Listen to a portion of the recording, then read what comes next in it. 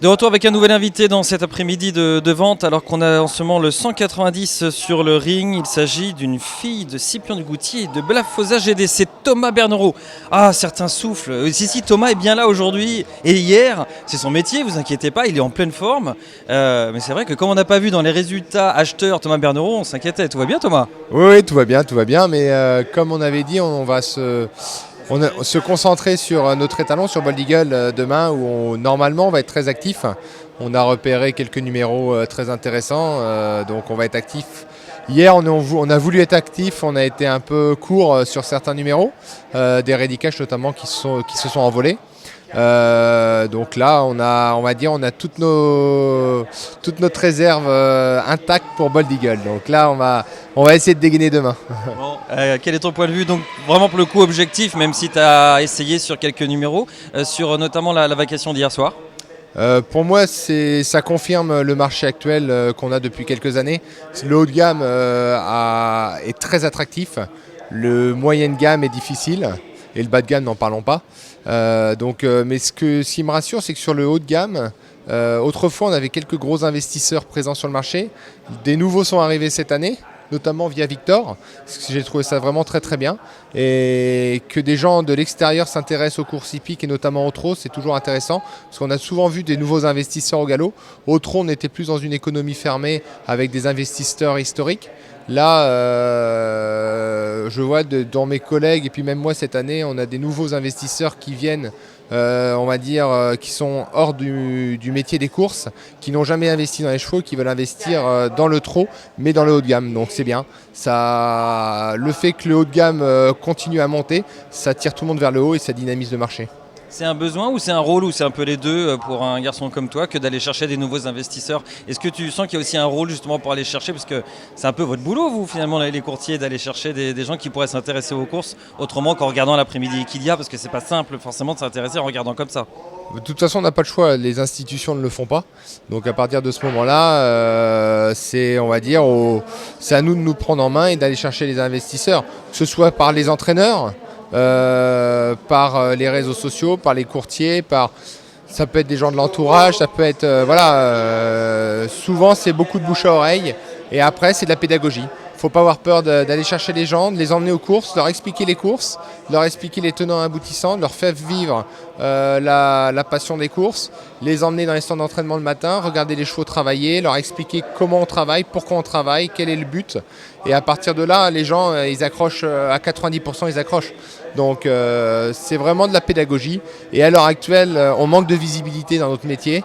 Et si on attend tout des institutions, on n'avancera pas. Donc c'est à nous de donner de la visibilité au métier et d'aller chercher les gens et de communiquer au maximum.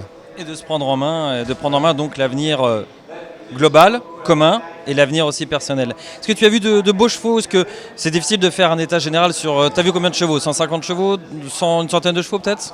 Ce qui se passe, c'est que j'ai fait des tournées, parce que je vais voir les yearlings en amont. Début juillet, je fais une tournée de yearling. Début août aussi, et une semaine avant les ventes. Ça me permet de voir l'évolution des poulains en préparation. Ça m'a permis de voir, oui, à peu près, parce que j'ai sélectionné déjà au papier les poulains que je souhaitais voir. J'ai vu en gros une centaine de poulains. Et sur ces 100 poulains, après, on fait un tri, on fait une sélection. Après, on fait des bilans radiographiques vétérinaires pour regarder que tous les poulains soient nickel. Et à la fin, il nous reste une sélection d'une dizaine de poulains. Et en fonction de ça, après, en fonction des clients qu'on a, on essaie de répartir pour que tout le monde soit bien et que tout le monde ait ce qu'il veut, quoi. Les préparateurs font pas mal de boulot. Les poulains sont plutôt bien présentés, me semble-t-il. Depuis quelques années, on assiste à une professionnalisation du métier avec des préparateurs qui travaillent vraiment très très très bien. On a des haras où on voit des poulains qui sont,